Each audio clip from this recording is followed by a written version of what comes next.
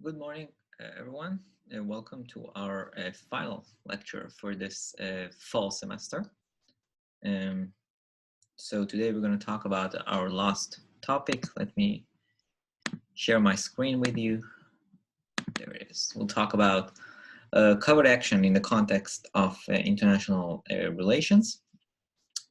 I do have some final comments about the course overall and some plans regarding next week in terms of office hours. So I would ask you to watch this video through and don't shut it up in the middle or after I give you the attendance word, because there's some information there that I would like you to have. So just be patient and watch the entire lecture today, okay? All right, so what did we do on Tuesday? The main question we addressed was learning about different ways that modern technology affects international relations.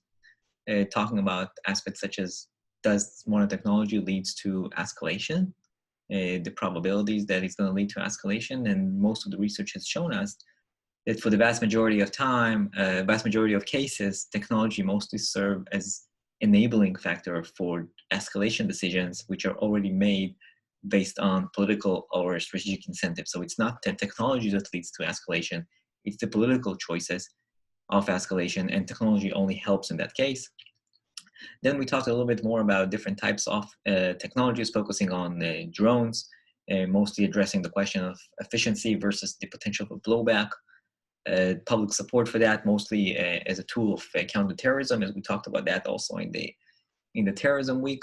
But then once issues such as international violation of international laws come into the discussion, then the support for using drones in conflicts is not as powerful. I've expanded the discussion a little bit more in terms of public opinion, talking about what's called AWS, the Advanced Weapon System, so technology tools that are a little bit closer to the artificial intelligence areas and has a lot more automation in them. So decisions are being made by the tools themselves without human interference. And again, discussing about that, the support, which is mostly based on the fact that it's cost effective, even though human interference is minimal in this case. Then we shifted the discussion to talk about cyber technology, the limitations of those technologies in terms of actually affecting conflicts compared to their potential in targeting aspects such as critical infrastructure, and the research by that addresses public opinions in that sense when talked about the low attentions that members of the public are providing to cyber threats and the risk for potential substantial damages because of your user error. So this whole research area is relatively new. It's thriving over the last couple of years, very interesting. And if you have any questions about that, you're more than welcome to email them to me. So let's shift gears and start talking about our discussion, our topic for today. And that's the issue of covert action. We address different aspects of covert policies that states initiate and how they fit within some of the theories that we are familiar with from international relations. The use of covert action is not something new. It has been prevalent for a long time, but over the last 20 years, with the expansion of the global war on terrorism since 9/11 mostly, it has become a lot more central part of foreign policy in practice, but also in terms of research. Just some shout out for the different individuals in this picture. So no, I'm not comparing 007 to any one of those people that actually sacrificed their lives when engaging in those kinds of things. It's just a shout out to Sean Connery, another person that this cursed year of 2020 has cost us. What we have here is this is the members of a SEAL team that were lost in an operation in Afghanistan in the early 2000s, an Operation Red Wings in Afghanistan in the early 2000s. Their story is depicted in the book that's called Lone Survivor. If you ever had a chance to read that, it's a very good book. You can watch the movie, but I would recommend reading the book first. It covers more of the true events. The movie does not reflect that exactly, some of it. And on the left-hand side, you have here Eli Cohen, which was an Israeli secret agent that was able to infiltrate the Syrian regime and he operated mostly in the 1960s. He rose up the ranks and had very close contacts within the Syrian regime, all the way to becoming the chief advisor of the Ministry of Defense in Syria. And eventually he was caught and executed by the Syrian regime in the middle of the 1960s. So this is just a couple of examples for those kinds of actions. So what are covert action? Also called sometimes the quiet option or the third option, are an alternative to the conventional forms of diplomacy or direct military action. It is a set of activities that are conducted by different elements of the government, if we're talking about the United States, so different elements of the United States government in order to influence political, economic, or military condition abroad. And one of the important factors that makes them fit to this category of covert action is that the role that the US government plays in those actions is not intended to be apparent or acknowledged publicly. Covert action are sometimes confused or sometimes discussed also similarly to what's called clandestine operations. So unlike clandestine operations, they are viewed as much more controversial. Covert action is a lot more controversial than clandestine. They are not publicly acknowledged, as I said. In some cases, they are even actively denied by the government that carries them. And the motivation behind engaging in what's called clandestine operation or activities is mostly tactical necessity. And post or ex post, after the operation is being completed, the government tends to acknowledge its role in those kinds of activities. So that's one way to differentiate between those two categories of actions. There's a lot of different motivations. We're going to talk about some of them, different motivations for taking covert action when it comes to international politics. Some of the main ones include being able to accomplish your foreign policy goals, but avoiding angering the public in terms of the domestic public, either if we're thinking about American covert action, so not angering the American public or angering the public in the target state or the global audience overall. Another motivation that leads to the execution of those kinds of policies is trying to minimize or decrease the odds of triggering unwanted escalation by engaging in some kind of foreign policy action. So that's some of the motivation. We're going to address some of them later on today. So a little bit more in terms of the background. This is two maps that show different types of US interventions, covert interventions throughout the Cold War. As you can see, those represent just different categories of interventions. We're going to talk about them in a few minutes. But as you can see, it was quite a frequent use of those policy tools during the Cold War by the United States in specific areas. You can see a lot of them in Africa, in South America, and Central America, and the Middle East, of course, as well as Asia. Overall, covert action are nothing new, as I said. They have been prevalent as a policy by the United States ever since the beginning of the 19th century. Some of the earlier United American presidents have relied on covert action to consolidate territory in the early days when the US was still trying to consolidate its overall territory. For example, President Madison used those tools against Spanish-occupied Florida in the early 19th century, 1810 to 1812. During the Cold War, and that's what you had on the map here, there were operations intended to support existing leaders, and some of them were covert operations intended to install new leaders. A couple of the examples, which I will not talk about in detail today, but some of them are more famous than others. So the events in Cuba, the Bay of Pigs, the initial intervention that the United States have engaged in Vietnam was in 1963. It was still intended as a covert intervention. Only later it has progressed into the Vietnam War, the intervention in Angola in the 1970s, as well as the support given to the opposition groups in Afghanistan after the intervention by the Soviets in 1979. So all those actions, involved paramilitary, what's called paramilitary operations, or providing extensive assistance to insurgent groups in those countries. So this is a little bit in terms of the use of those tactics by the United States throughout history. In terms of research, the research on covert action addresses different angles. The earlier studies adopted a more descriptive types approach and tend to rely on historical cases in order to define or describe the motivations for covert actions or some of their implications. more recent type of work focuses on tries to collect actual empirical data and test some questions, but the main puzzle remains the ever-present puzzle when it comes to covert action of effectiveness. How effective is this type of policy compared to other types? One quantitative type of research came out in 2013. The author used data about 63 cases in which the United States attempted to perform a covert regime change during the Cold War. In the vast majority of those cases, the actions were directed at elected officials in the developing countries. And overall, she finds that the likelihood of success was relatively low when it came to covert type of policies.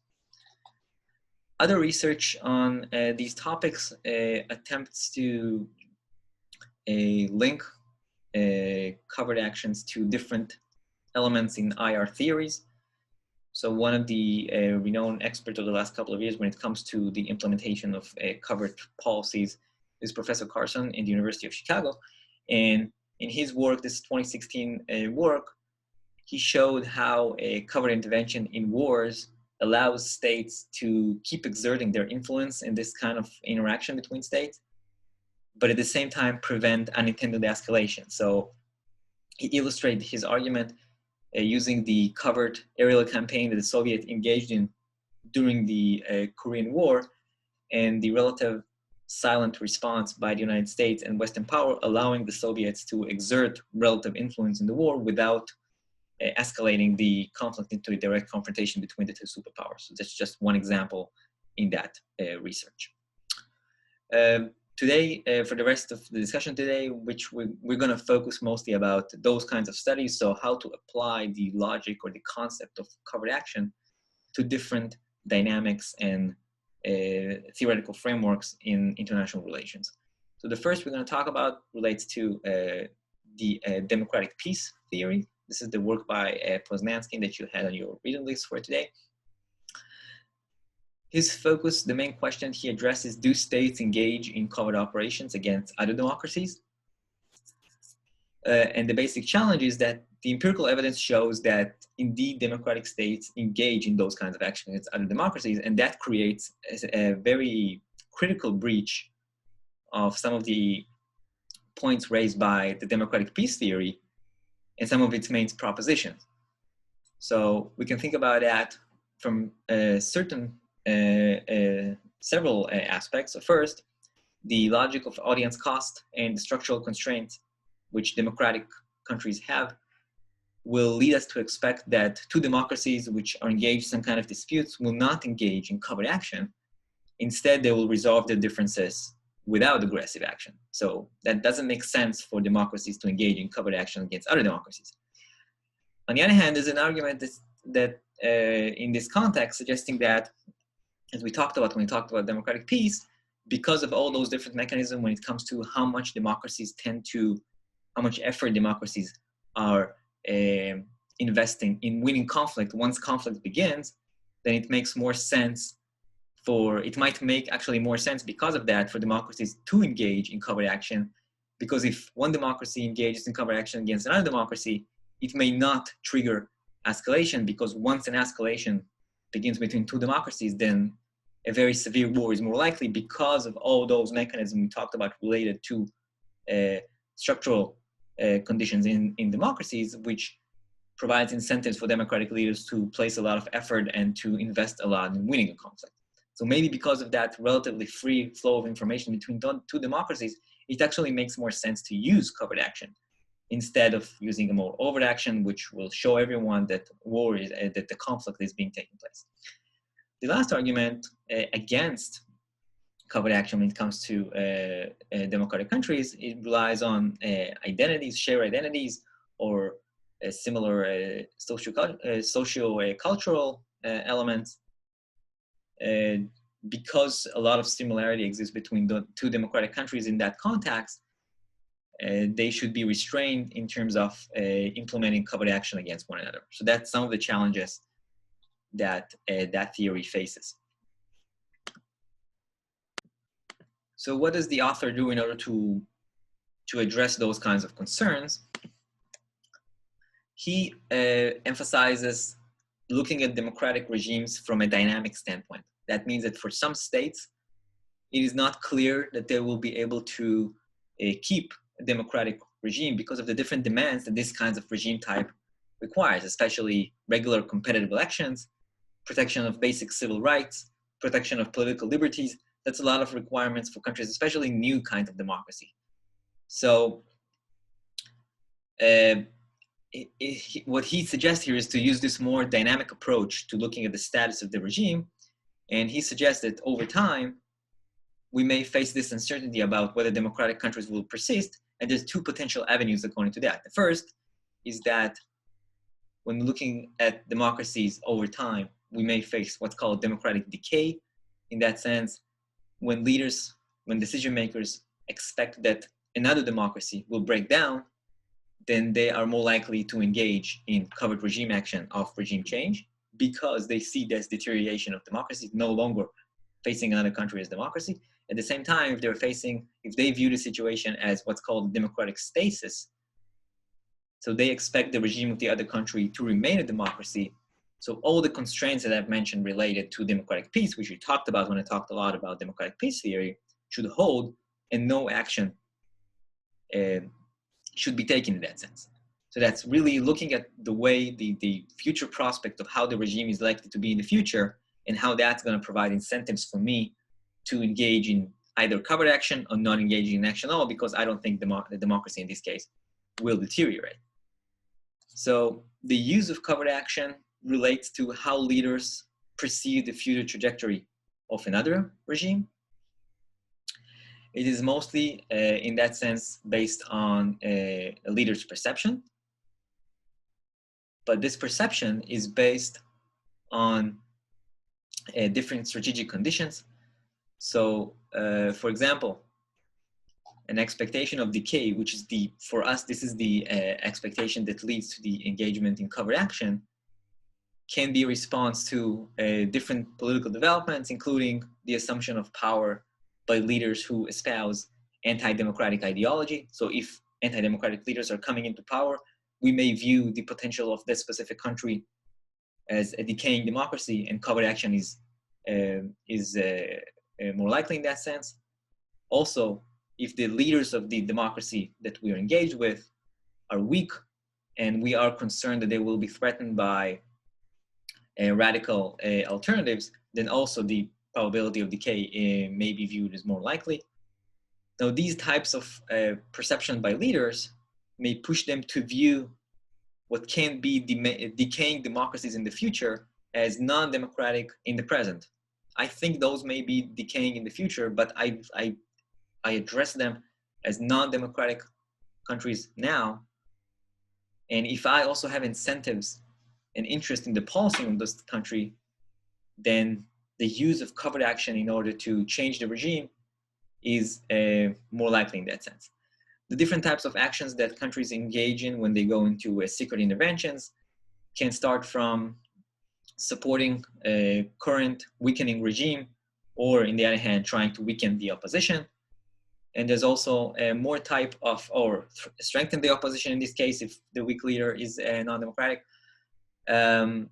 More severe types of action include supporting a military types of operation that include coups and a forceful change of the regime when we observe the other country, the other democracy, in clear stage of decay. So there's a different types of actions that can be engaged within this overall category of covert action. So the author of this paper tests the theory based on a process tracing method, which engages mostly with two historical cases. So he talks a lot about Iran in the early 1950s, and he also talks about Chile in 1960s and 1970s. And I want to talk a little bit more about the South American case. He describes in much detail the intervention the United States has made in the politics of Chile during the 1960s and the early 1970s. He talks about intervention that took place in two discrete time periods. I want to focus mostly on the first time period. And those are everything that happened around the elections in 1964. In those elections, the candidate that the American government was pushing for was called Mr. Frey. He won the elections, but most of the concerns that the United States administration has faced at the time was his rival, and Frey, the winner, is the one that you see here on top, and his rival was Allende, who was the representative of the coalition of communists and socialists, and he was the main driver for the American concerns and the US actions at the time. The assessment by the United States before the 1964 election saw Allende as a politician that does not support a democracy, and some of his public statements has also strengthened those kinds of assessment because he made very public proclamations supporting the revolution as the one that took place in Cuba a few years earlier. And all those kinds of dynamics led to growing concerns that if Allende is going to win the 1964 elections, that's going to mean the end of democracy in Chile. So before the elections took place in 1964, the United States has viewed Chile as a democracy in decay.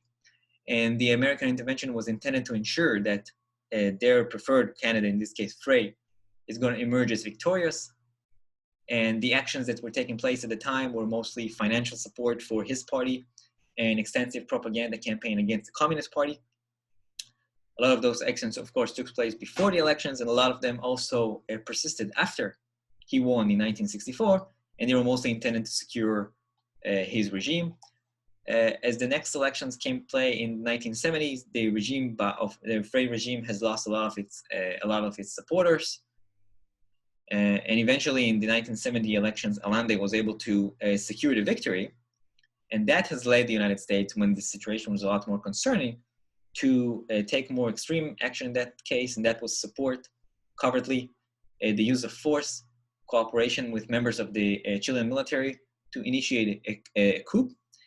The motivation for the United States in taking especially covert action was to avoid from angering the domestic audience in Chile, because the Americans were concerned that further agitation of the public in Chile is only going to increase the nationalist sentiment, which provides more support for Allende, the candidate they were opposing. Now, the operation in late 1970 was unsuccessful, and Allende was able to form the government in November 1970. The United States kept and persisted in its pressure on the regime in Chile, eventually leading to the successful coup that took place on September of 1973. As members of the military stormed the presidential palace in Chile, Allende killed himself. So, in a way, over time, the actions by the United States were able to lead to the outcome that, in some level, they were looking forward to. But I'm not sure that that can be defined as a successful application of covert action. It's less important for us now. The point is that this case showed us exactly how this idea of a democratic decay comes into reality. The concern about the loss of democratic elements in Chile in the early 1960s led to the application of covert action intended to sustain the democratic elements of the Chilean political system. Okay, so that's covert action in the context of the democratic peace theory and how it affects interaction between two democratic countries. I want to talk a little bit more about motivation. So I talked about the American motivations for the intervention in Chile, not to anger the domestic populace. Now I want to talk about different types of motivation, and that's the concept of exposure. It's the work by Joseph and Poznansky, also from a couple of years ago. They explore the conditions that make the use of covert action more likely. And they ask whether the motivation for taking covert action outweighs the risk of escalation. They begin with the proposition that there is a very strong appeal for using this, what's called the quiet option, as I said, or the third option, because it promised to deliver. It offers high probability of delivering foreign policy success for the leaders that engage in those kinds of actions, while at the same time avoiding the sometimes messy ramification of publicity. Despite those very strong motivation to use covert action, we need to remember that one of the central risks when it comes to that kind of policy is exposure of the action. means that the action is the policy is no longer covered, and a lot of the benefits that a covered action provide us are actually no longer relevant. So what they explore is finding what are the conditions that makes the initiation of the quiet option less likely. When there are those conditions that increase the likelihood of exposure, then leaders are more likely to decide to use either overt action or to abandon the intervention or the aggressive intervention altogether. So what are their main explanation in this case? They focus on what's called ICT, which is information and communication technology. Their focus is the degree of access that members in the target state have for those kinds of technologies. They suggest that widespread access to ICT, information and communication technology, enables entities in the target states to witness events unfolding, to collect credible evidence that can compromise one of the most important aspects of covered action, and that's, of course, plausible deniability, the ability to engage in the action, to be successful, and not to be directly involved in that. Premature exposure is particularly likely when government personnel, members of the media, and citizens overall in the target state can communicate with one another more easily, and they become more aware of things that are happening. So there's several mechanisms that they propose as possible mechanism that makes exposure more likely. The first is internal leaks, and that's dissenters within the government leak the mission. So for example, if the American intervention in Chile that I talked about a few minutes ago, if there were members of the United States administration that were opposing those kinds of actions, they could have leaked that to the media or to anybody else that they were willing to leak that to, and that's a risk of exposure of a covered action. Another mechanism can be facing powerful rival or cooperating with powerful allies, which have the intelligence capacity to find out about those kinds of actions. So if the United States engaged in those actions in Chile in 1970, and one of its allies, for that matter, had the capabilities to find out that this takes place, that's a risk for exposure. Last one is discovery by entities within the target states, whether they are civilians, whether they are politicians, whether they are members of the military. And this last point is a particularly interesting one because it pertains to strategic calculations by leaders in assessing more clearly what are the benefits of taking certain course of action. So what are the benefits of taking covered action compared to taking other types of action when we're thinking about the possibility of discovery by members in the target states. So what they suggest is that dense network of information and communication technology reduces the barriers of coordination between members of the government, between the media, between citizens, and increasing the likelihood that a covered operation will be exposed. And there's two reasons for that mostly. One is that it allows much easier and much cheaper flow of information. So actors can communicate. Somebody that is able to learn about this kind of potential operation, whether it's members of the media or members of the government, can talk about it with members of the media, and they can expose that, and then goes to citizens, and then overall there is a substantial risk to the action. The second reason that they talk about is that having more dense type of ICT network makes citizens more informed. They're more aware of national and global events based on information coming from mostly national and international media, which is more prevalent when there is a dense ICT network.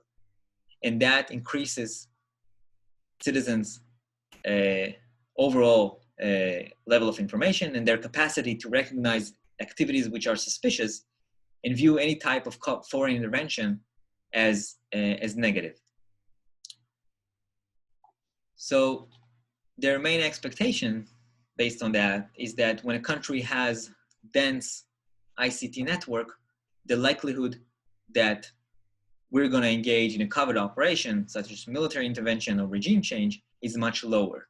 And it's going to be especially true for interventions that include potential higher cost for getting caught, including risks of escalation, or any kind of reputational damages.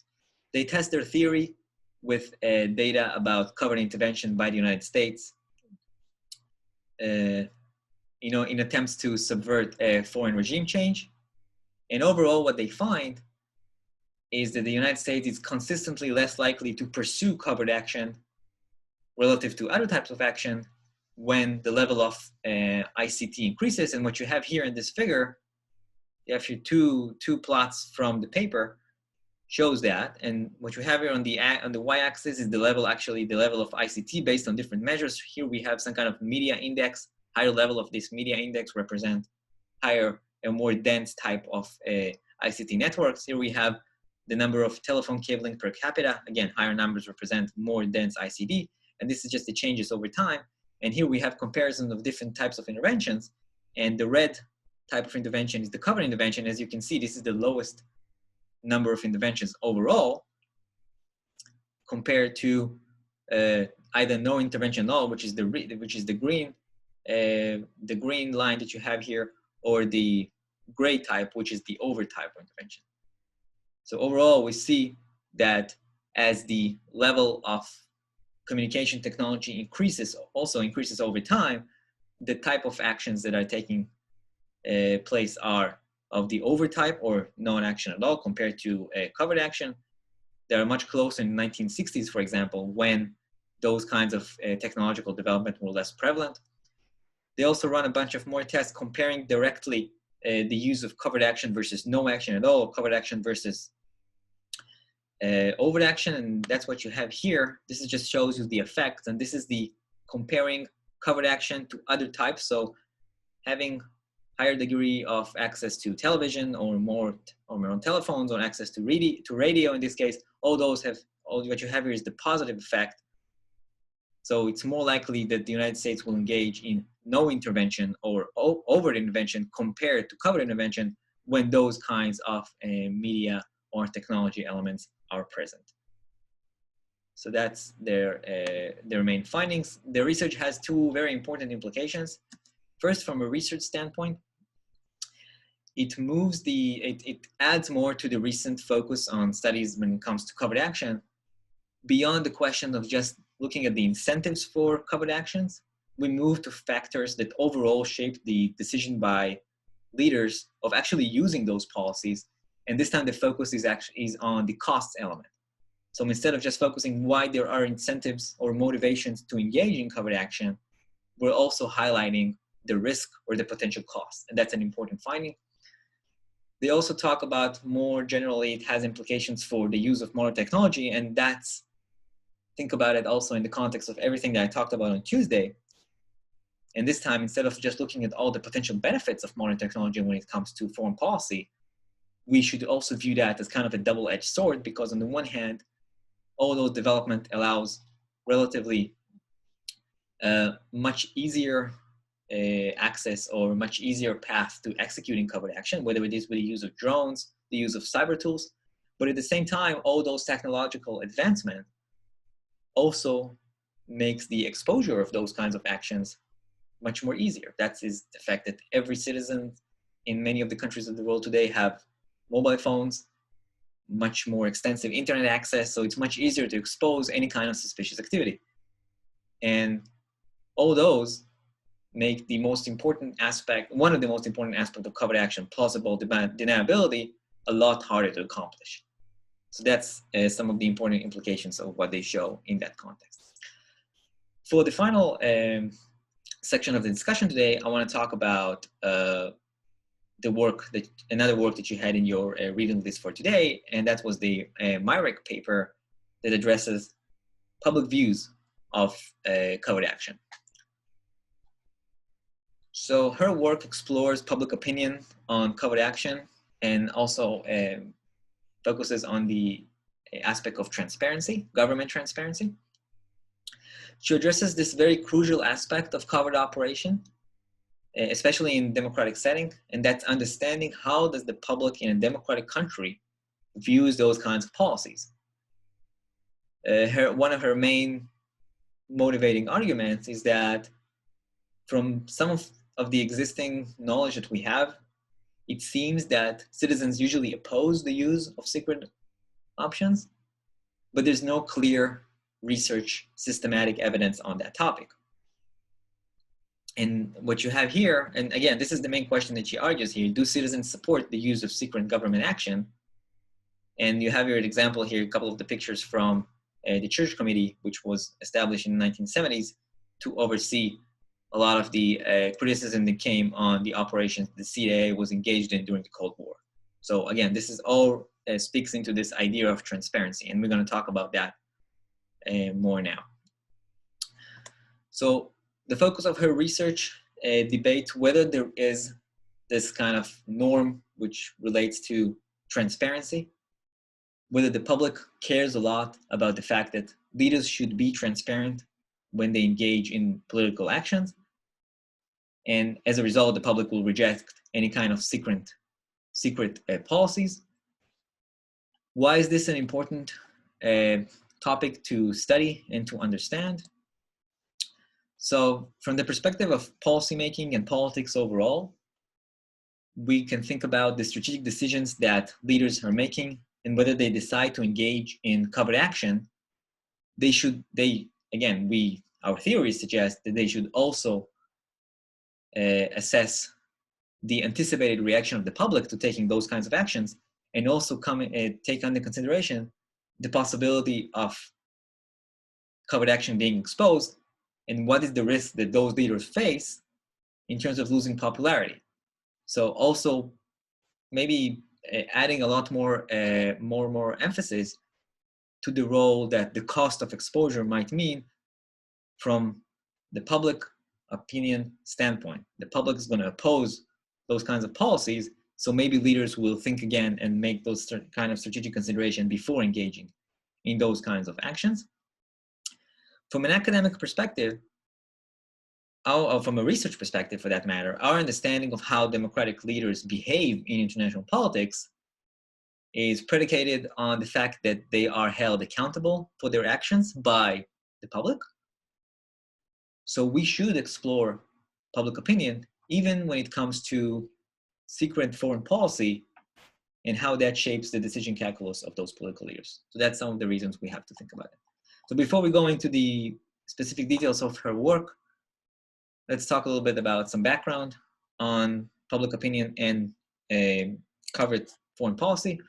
This is some POLS data from the 1980s, 1990s, and the 2000s from the United States public, of course, in terms of level of support for covert action compared to other types of policies. So for example, we have here polls from 1980s, overall high degree of opposition to CIA covert actions in Central America. Overall, not much support for using CIA operatives, which in essence suggest use of covert actions when it comes to Colombia, and also low level of support for covert action to address the Iranian nuclear program. So overall, those polls suggest low support for covert operations. Now, we have to take all those kinds of findings very carefully. If there's something that we know from the last two elections that the United States have went through, the 2016 and 2020, is that we have to take polls finding very carefully. But I'm not focusing here on whether polls are accurate or not. The focus that we're looking at here is how to establish the causality. In that sense, does the low support for covert action is based on public demand for transparency, or maybe the low support for covert action is based on other incentives or other factors? In this case, public members view covert actions as non-effective, or they view them as unacceptable methods. So her argument in this case is that we should shift the focus not just to talk about transparency, we should think about the expected outcomes as a critical factor that shapes views about covert policy. And that's what she explores in that sense. So a little bit about transparency, just to get, so we can really set the stage for this two contrasting potential explanations. Transparency in policymaking reflects the willingness of the government to release policy-relevant information. It is both an institutional feature of democratic government as well as very important liberal norm. And both of those aspects, they are critical for issues such as accountability. And when we think about accountability and transparency in the context of national security and intelligence, that creates a very clear tension. Some of the past research on those kind of topics related to transparency suggests that with the approaching end of the Cold War, the increase in the number of democracies overall in the world, the emergence of new technologies which allow a lot more sharing of information, that created greater demand for accountability by the public to the government, and that led to the establishment of international standards when it comes to political transparency.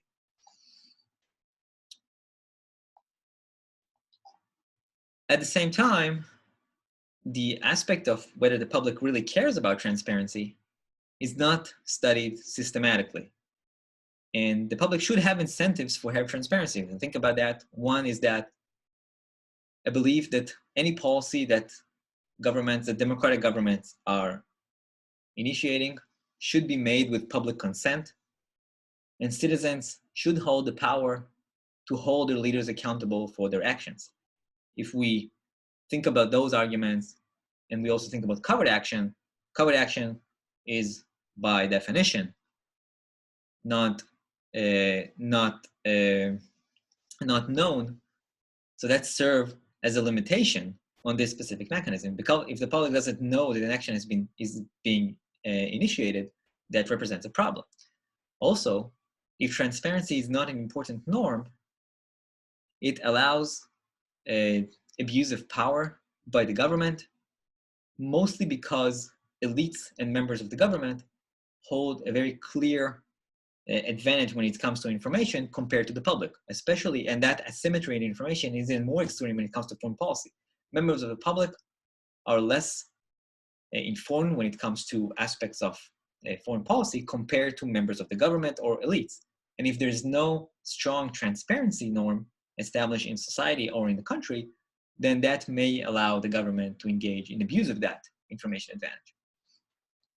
That's the idea behind why transparency should be such an important element. An alternative to that is to think about that public members care a lot more about the outcomes of the policy, and they pay much less attention to any kind of normative commitments or elements.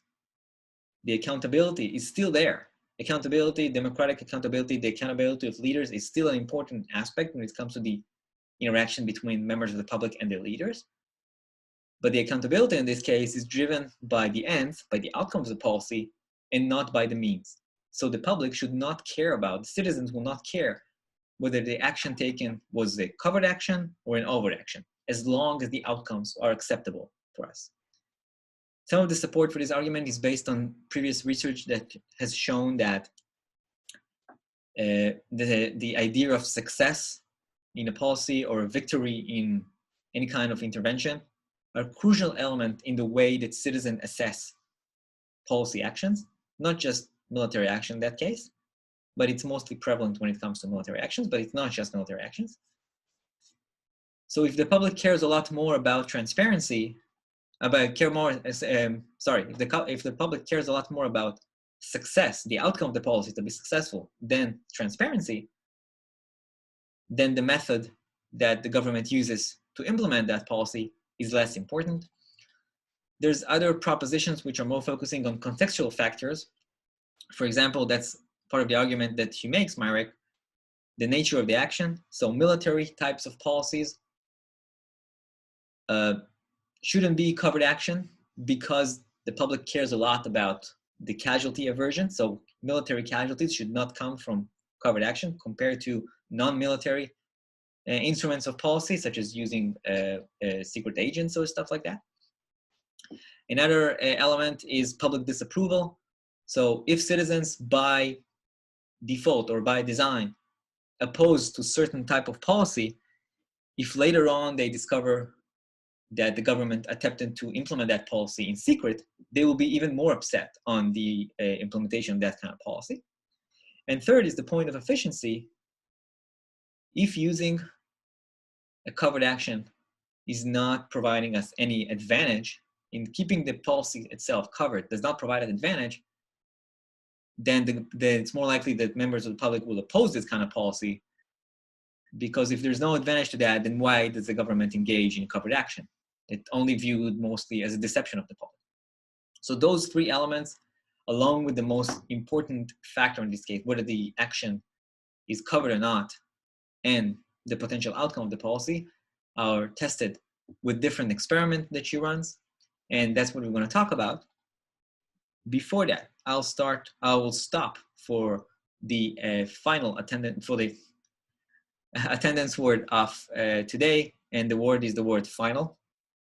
Final is the attendance word for today. And this is where I'm also gonna put her research away for a second, because I wanna talk about your last survey task. So before we talk about the results of her experiments when it comes to public opinion about covered action, let's check up and see how you viewed the use of those kinds of policy in international context. So the survey that you completed replicated some of the elements of the experiments that she ran. The focus was on the question of whether the policy is covered or overt. You also addressed some scenarios where there was a differentiation between using a military type policy or a financial type policy. And you also addressed some questions whether there was information about the public opposes this policy before it was even implemented or not. So let's find out what you found. So first, before we talk about this specific result of your survey, this is just a general breakdown of how you answered the question, which was at the end of the survey, how important it is for the government to be transparent with the public. And as you can see, the vast majority of you, over 2/3 of the respondents in this case, and we can also account this middle category as some kind of an important aspect, view transparency as a very important aspect of government operations. And those results, this is the first result that you see here, which is that overall there's a lower amount of proportion of support for a covered operation compared to overt operation. We see there's not much difference between those two. The difference between those two types of covered action was, in one case, some of you read that the government did not inform the public. In another case, some of you read that not only did the government did not inform the public about the operation, also there was not much advantage in engaging those kinds of covered action. But as you can see, there's not much difference here. Overall, stronger support for using overt type of policies. Now, what you need to remember here, this is data based on the first question that you answered. So for each one of those, you read about 3 scenarios, if you remember. One was about a dictator, then there was about civil war, and there was another about civil war, about a dictator, I'm sorry. And in each one of those scenarios, first you answer a question, how much do you approve of the policy? Then you read about the potential outcomes of the policy, and you were asked again, how much do you approve it? So what you see here in this figure is the proportion of support for the policy before providing you any information about the outcomes. And as you can see, before talking about the outcomes, transparency matters, and matters a lot. There's a lot less level of a degree of support when the policy that implemented is a covered action. However, once I gave you information about the results, then the views have changed drastically. So this is the same breakdown of overt operation, covered, and covered when it's not necessarily needed to be covered.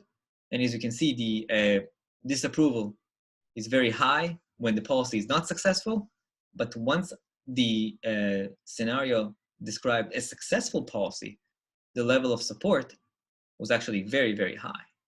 Look at the difference between unsuccessful covered operation, 22% support, compared to successful one, 60% support. So the bottom line here, if the policy works, we approve that policy, even if it's a covered types of policy. What else do you have?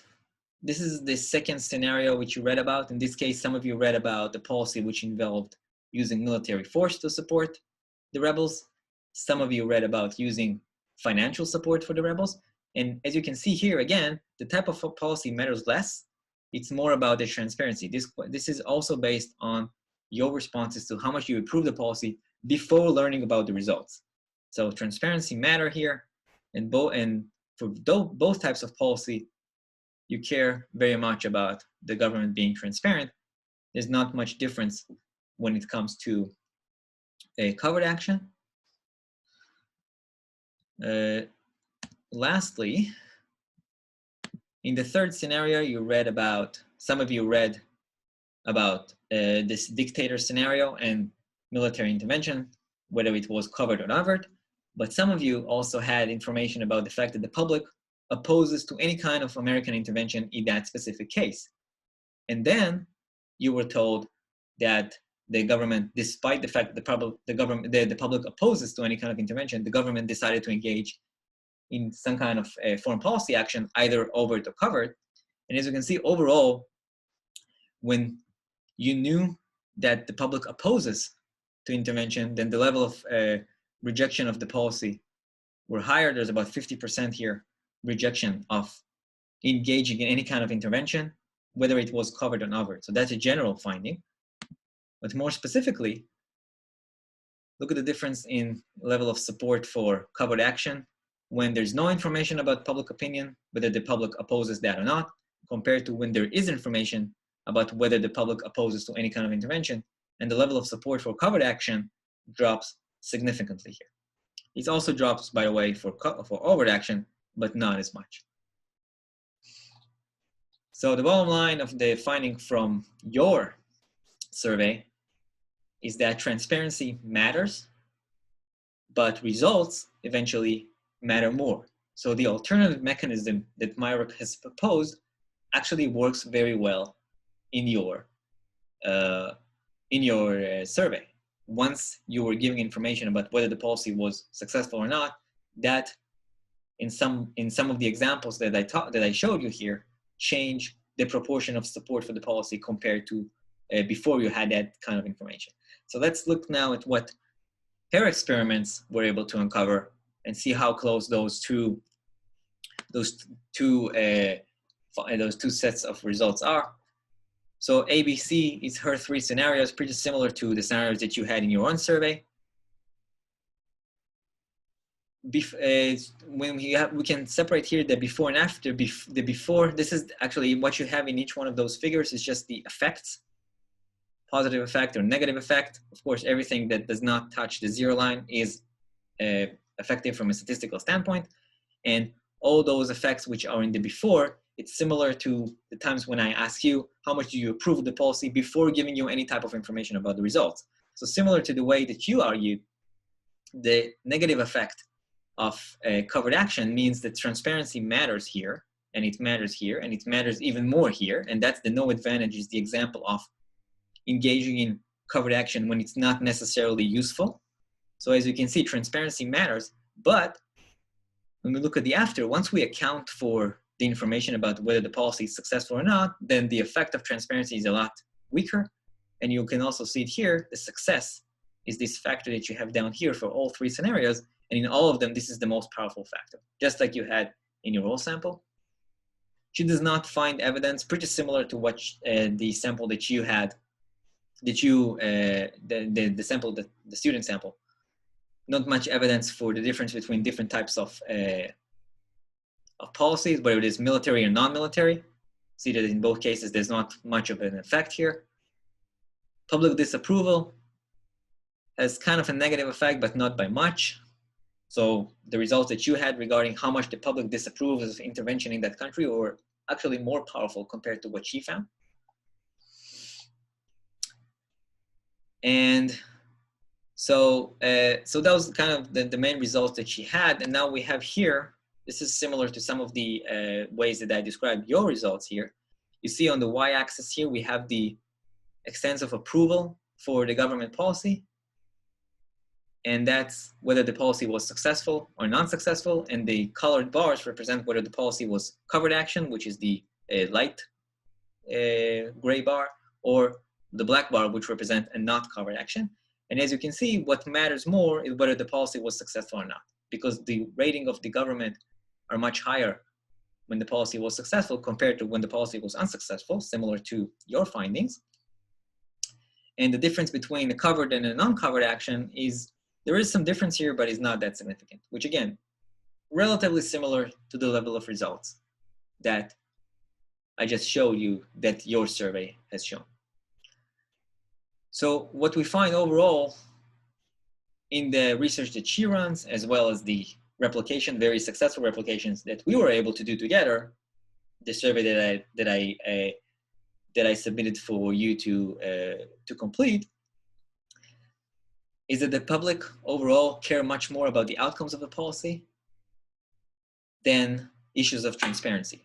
So the outcomes of the policy matter much more than the process of how policy comes into reality. So that's her findings. All right, so that's the end of my lecture for today. And as I hope that you are still with me. I want to get and finish with some very last comments regarding this course. So first of all, I'm sorry, as a child of the 90s, for me, this is the last one and not other stuff. Some things about our course this semester. I had fun, as much as we can describe it as fun, considering everything that's going on around us, considering the fact that we have to engage in this virtual format. I hope that, again, within the restriction that we faced, you were also able to have some fun from this semester. I hope that you were able to learn some stuff about the way our political systems or the way our world operates overall, that the information that I provided to you allowed you also to fill the gaps and learn a little bit about historical events, about recent events, understanding them a little bit more in detail. The topics of theories of IR course are, there's a lot of things to study in this kind of course. It's pretty heavy in terms of the amount of material. I tried to make this not so heavy in terms of the amount of topics that I went over and I talked about, and how much I let you read about each one of them. I hope that I was successful in not making this course too heavy in terms of the material. And this is where your opinion matters a lot. Let me know what you think about the way that this course was structured, which is it will only help me get better, which all of that comes to me asking you once again, please submit your teaching evaluations. Your final project is not too far away in terms of when you need to submit that. So I would highly encourage you to use the times that I'm providing to you in my office hours to come and ask if you have any questions. I'm gonna change office hours for next week because it's Thanksgiving week and my kids are off from school, so I have to be home more time. So instead of having the regular Tuesday and Thursday office hours, I'm gonna have office hours on Monday. Section 500 will have office hours from 1 o'clock to 2 o'clock, 1 p.m. to 2 p.m. on Monday. Section 501 is going to have 2 p.m. to 3 p.m. Just use the regular links that you used so far. And I will be there on Monday afternoon. That's going to be the only time which I will be available if you have any questions. If you need more, of course, you can email to me. And if there's something very urgent, we can try and set some form of meeting or a Zoom meeting during the week, but we're going to have to be more flexible on that because I don't know exactly how my schedule is going to be. I will offer extended office hours in the week after Thanksgiving. So the week that you have to submit your final paper, you have to submit it. Sorry, I'm just looking at the calendar. Your deadline of submission is Sunday, December 6th. So the week after Thanksgiving, starting on November 30th all the way to December 4th, I plan on having office hours on Tuesdays, Wednesdays, and Thursdays. So I will let you know. I'll send you an email with more details about that. So don't be worried if you have more questions about that. Send me any questions that you may have, and I will try and help you. With that, as usual, a few more papers if you're interested in reading more about the topics of covert action. And I want to no longer share my screen and say thank you for taking the time, for investing the time in being participants, even though it's kind of passive participants in this course. And I want to wish you a safe winter break, hoping that when we all come back from this to the spring semester in a few weeks, we're going to be in a little bit of a better place, health-wise and otherwise. With that, I'll say goodbye, and goodbye, everyone.